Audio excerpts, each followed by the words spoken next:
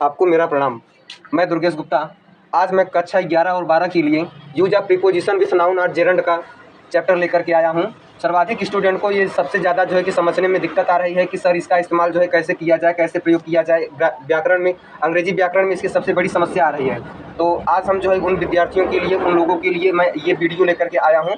तो सर्वप्रथम कई बार स्टूडेंट ये नहीं जान पाते कि प्रीपोजिशन क्या है और जेरंड क्या है। तो जब प्रीपोजिशन और जेरंड का मतलब ठीक से नहीं जान पाएंगे तो इसका जो है कि प्रयोग नहीं सीख पाएंगे। और ज़्यादातर तो विद्यार्थी नाउन के बारे में तो अच्छी तरह से जानते हैं, संज्ञा क्या है। किसी व्यक्ति, स्थान, वस्तु के नाम या विषय के बारे में जो कुछ बतलाया जाता है वही संज्ञा कहलाता है। तो हम डायरेक्ट चलते हैं अपने विषय वस्तु पर और जानने का ये प्रयास करेंगे कि प्रीपोजिशन क्या है। तो इसके कुछ विशेष नियम है, विशेष जो है कि वहाँ पर कुछ बेसिक जानकारियाँ हैं। पहले उसके बारे में थोड़ा सा जान लें कि प्रीपोजिशन क्या है और जेरंड क्या है। तो चलिए सीधा अपने जो है कि विषय वस्तु पर चलते हैं। प्रीपोजिशन ऐसे शब्द जो किसी संज्ञा या सर्वनाम से पहले आकर, प्रीपोजिशन वे शब्द होते हैं जो किसी संज्ञा या सर्वनाम से पहले आएगा और वह किसी दूसरे संज्ञा या सर्वनाम से संबंध प्रकट करेगा, तो उसे हम जो है प्रीपोजिशन कहते हैं। चलिए जो है कि इसका एग्जाम्पल के माध्यम से आपको समझा रहे हैं हम। The pen is on the table. Pen ये भी आपका जो है कि नाउन है। टेबल ये भी आपका नाउन है। यहाँ पर ऑन जो शब्द है ये टेबल के पहले आया है। टेबल के पहले शब्द आ करके ये शब्द किसका जो है कि संबंध प्रकट कर रहा है, किससे संबंध प्रकट कर रहा है कि टेबल पर क्या है, पेन, कलम है। तो कलम से जो है कि वहाँ पर क्या किया, उसने संबंध प्रकट कर लिया कि पेन जो है कहाँ पर है, मेज पर है। तो यहाँ पर आन शब्द जो है आपका क्या हुआ, प्रीपोजिशन हुआ। दूसरा एग्जाम्पल के माध्यम से हम आपको समझाने का प्रयास कर रहे हैं। देखिए, Ramesh is going to school. Ramesh विद्यालय जा रहा है। रमेश कहाँ जाने का काम कर रहा है, विद्यालय की ओर। तो रमेश भी यहाँ पर जो है कि आपका जो है कि नाउन है और स्कूल भी आपका नाउन है। तो इसके पहले शब्द जो है कि जो लगा है ये आपका टू आपका जो शब्द लगा है ये आपका जो है कि रमेश से संबंध प्रकट कर रहा है कि रमेश कहाँ जाने का जो है कि वहाँ पर कार्य कर रहा है, विद्यालय की ओर। तो संबंध प्रकट कराया जो है कि रमेश से अन्य किसी दूसरे जो है कि यहाँ पर संज्ञा से क्या कर रहा है, अपना संबंध प्रकट करा रहा है। तो आपको ये प्रीपोजिशन के बारे में अब समझ में आ गया। अब चलते हैं सीधा जेरंड के बारे में कि जेरंड क्या है। जेरंड क्रिया के फर्स्ट रूप में आईएनजी लगाने से बनता है। जेरंड क्रिया के फर्स्ट रूप में आईएनजी लगाने से बनता है और इसको जो है कि हिंदी में क्रियावाचक संज्ञा कहा जाता है। जेरंड को हिंदी में क्रियावाचक संज्ञा कहते हैं। तो चलिए जो है कि इसका एग्जाम्पल देकर के आपको समझाते हैं। Smoking is harmful for health. धूम्रपान स्वास्थ्य के लिए हानिकारक है। तो स्मोक यहाँ पर आपका क्या है, क्रिया। आप जानते हैं स्मोक शब्द आपका क्रिया है। स्मोक में आईएनजी लग करके यहाँ पर क्या हो गया, क्रियावाचक संज्ञा बन गया, एक संज्ञा के तौर पर इस्तेमाल किया गया यहाँ पर। तो smoking is harmful for health ये शब्द आप जो है कि टेलीविजन पर भी देख चुके हैं, एडवर्टाइजमेंट पर भी जो है कई बार आप लोगों ने देखा होगा। तो इसका हिंदी अर्थ हुआ धूम्रपान करना स्वास्थ्य के लिए हानिकारक है। धूम्रपान करना स्वास्थ्य के लिए हानिकारक है। अब यहाँ पर नीचे वाला एक एग्जाम्पल से देखते हैं। वॉकिंग, टहलना, ना शब्द इसमें लगेगा। हिंदी अर्थ जब भी निकालेंगे तो इसमें जो है कि नानी ने अर्थ अंत में आता ही है। Walking is useful for health. टहलना स्वास्थ्य के लिए लाभदायक है। तो आपको जो है कि जेरंड के बारे में भी समझ में आ गया। अब चलते हैं सीधा हम अपने विषय वस्तु पर। तो ये विषय वस्तु अब जो है कि क्लास 11 और 12 के लिए use of preposition with noun और जेरंड को कैसे प्रयोग किया जाता है और किस तरीके से इसका हम प्रयोग करते हैं। चलिए अब आपको उदाहरण देकर के हम समझाते हैं।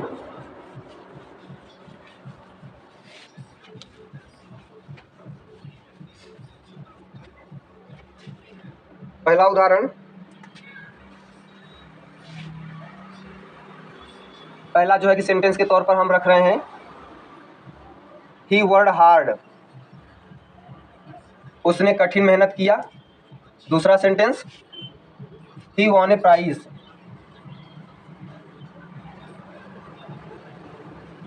उसने एक पुरस्कार जीता। अब देखिए, पहले तो हिंदी अर्थ निकालेंगे। जब तक हम हिंदी अर्थ नहीं निकालेंगे तब तक हम उसका जो है कि ये अच्छी तरह समझ नहीं पाएंगे कि इनका क्या अर्थ है और इनका जो है कि किस तरीके से इस्तेमाल किया जा रहा है और कैसे जो है कि वहाँ पर हम प्रीपोजिशन कैसे हम यूज़ कर पाएंगे, जेरंड का किस तरीके से इस्तेमाल करेंगे। हिंदी अर्थ जानना बहुत ही अनिवार्य है। अब देखिए यहाँ पर, he word hard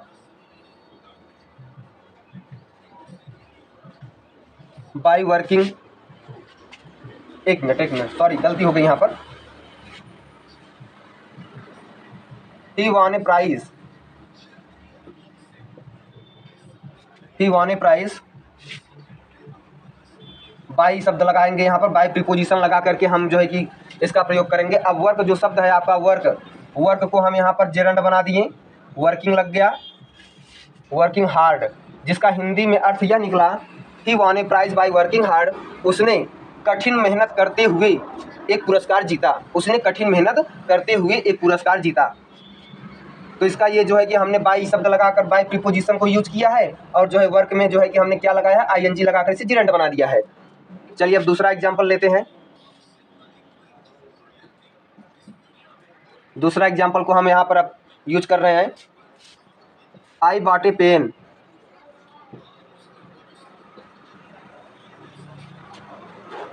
I bought a pen, मैंने एक कलम खरीदा। I spend 20 rupees.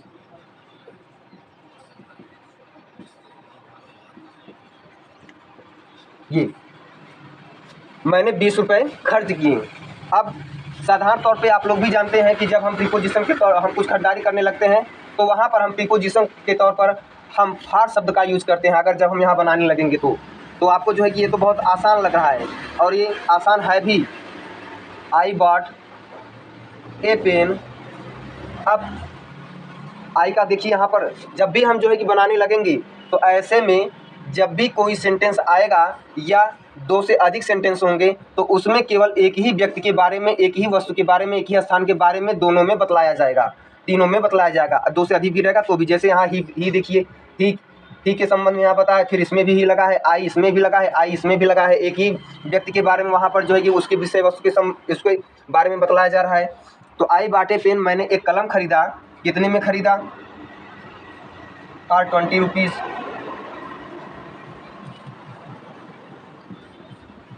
अब यहाँ पर फार शब्द प्रीपोजिशन के तौर पे इस्तेमाल हुआ है, और यह फार शब्द इस सेंटेंस के लिए उपयुक्त साबित हो रहा है। तो अब आपका हिंदी हुआ कि मैंने इसे, अर्थात किसी कलम को, मैंने कलम को 20 रुपये में खरीदा। तीसरा एग्जाम्पल लेकर के आपको समझाने का प्रयास कर रहे हैं। His house was searched, passive voice में चला गया। उसके घर की तलाशी ली गई। दूसरा सेंटेंस, ही वाज अब्सेंट। अब वह अनुपस्थित था, इसका हिंदी हुआ। अब इसे बनाएंगे, इसे हम कैसे बनाएंगे? तो अब देखिए यहाँ पर अब्सेंट जो है, अब्सेंट को हम जो है कि नाउन के तौर पे जब हम बदलेंगे तो ये जो है कि अब्सेंस हो जाता है, अब्सेंस। तो इसका इस्तेमाल करके हम लगा रहे हैं वहाँ पर, his house was searched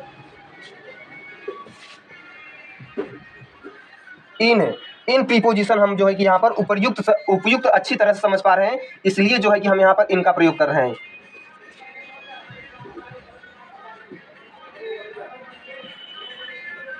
in his absence,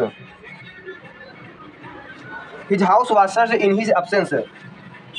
उसके घर की तलाशी उसकी अनुपस्थिति में ली गई, उसकी अनुपस्थिति में उसके घर की तलाशी ली गई थी।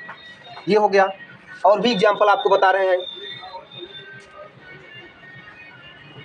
जब तक आप हिंदी अर्थ बढ़िया से नहीं निकालेंगे तब तक आप अच्छी तरह से इसका कॉम्प्लेक्स करते वक्त आप नहीं समझ पाएंगे।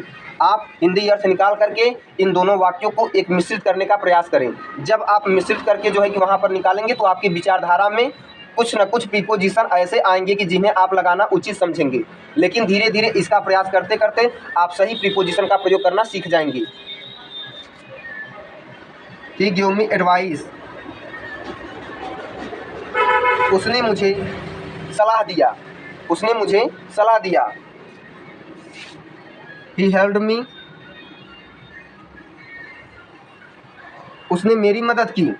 अब यहाँ पर उसने मुझे सलाह दिया और उसने मेरी मदद की, अगर और शब्द लगाते हैं तो जो है कि वहाँ पर वो क्या हो जाता है, तो और शब्द वहाँ पर लगाने के बाद ये हमारा जो है कि कंजक्शन के रूप में इस्तेमाल हो जा रहा है।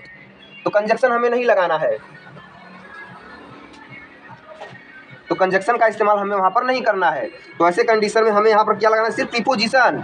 तो प्रीपोजिशन के तौर पे हम एक उचित जो है कि वहाँ पर प्रीपोजिशन लगा रहे हैं, बिसाइड्स। बिसाइड्स शब्द लगा करके वहाँ पर बिसाइड्स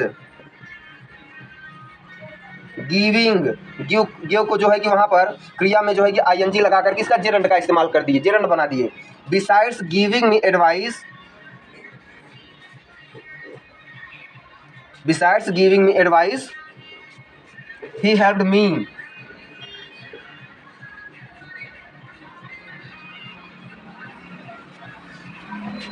इसका जो है कि हिंदी क्या निकला, मुझे सलाह देने के अतिरिक्त, मुझे सलाह देने के अतिरिक्त या मुझे सलाह देने के अलावा उसने मेरी क्या की, मदद की, उसने मेरी मदद की।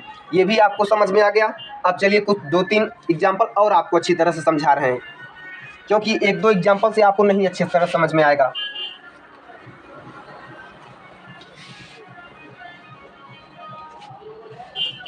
चलिए एक और एग्जाम्पल यहाँ पर अब आपको बता रहे हैं।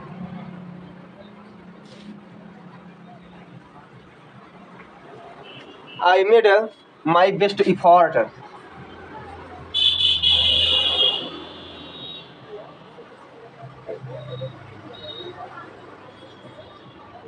I made my best effort. मैंने अपनी तरह से अच्छा प्रयास किया, मैंने अपनी ओर से सबसे अच्छा प्रयास किया। I could not pass MA, मान लीजिए MA लिख दे रहे हैं। मैंने अपनी ओर से सबसे अच्छा प्रयास किया और मैं पास नहीं हो सका। तो ऐसे कंडीशन में कभी कभी कुछ प्रीपोजिशन ऐसे भी आ जाते हैं जिसका हिंदी अर्थ निकालने पर स्पष्ट हो जाते हैं कि वहाँ पर हमें नाउन या जेरंड का इस्तेमाल नहीं करना है, सिर्फ प्रीपोजिशन ही लगा करके सेंटेंस को बना देना है। अब in spite of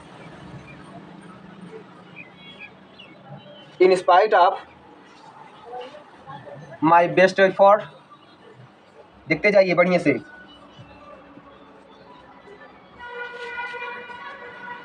in spite of my best effort I could not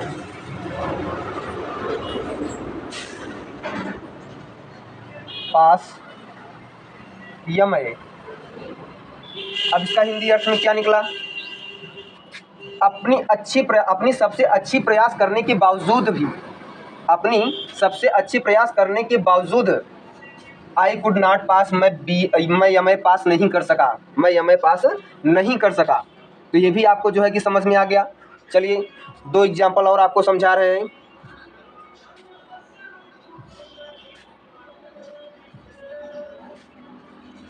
the mother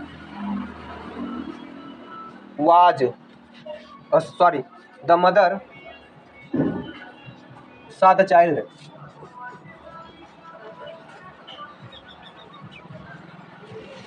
the mother saw the child, माँ ने बच्चे को देखी, माँ बच्चे को देखी। और नेक्स्ट हम बता रहे हैं शी वॉज हैप्पी। चलिए इसे भी ले लेते हैं हम। अब देखिए इसमें क्या जा रहा है, इसमें भी माँ के बारे में ही सब बता रहा है। इस पहले वाले सेंटेंस में भी माँ के बारे में बताया और दूसरे वाले सेंटेंस में माँ के संबंध में ही बता रहा है। तो अब देखिए इनको जब हम एक करेंगे, दोनों को काम मिलाएंगे वहाँ पर, तो वहाँ पर क्या हो जाएगा, सा है, सी का रूप होता है। तो सी में ING लगा करके हम यहाँ पर क्या बना दिए, जेरंड बना दिए। सी द चाइल्ड, अब ये पार्टिसिपल के रूप में चला गया। सी द चाइल्ड, बच्चे को देखकर, लड़के को देखकर, लड़के को देखकर। मदर, द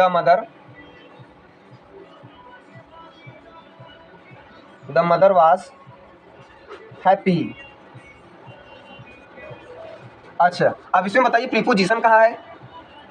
प्रीपोजिशन तो आपका है ही नहीं, ये तो आपका पार्टिसिपल के रूप में चला गया, लेकिन हमें प्रीपोजिशन का प्रयोग करना है।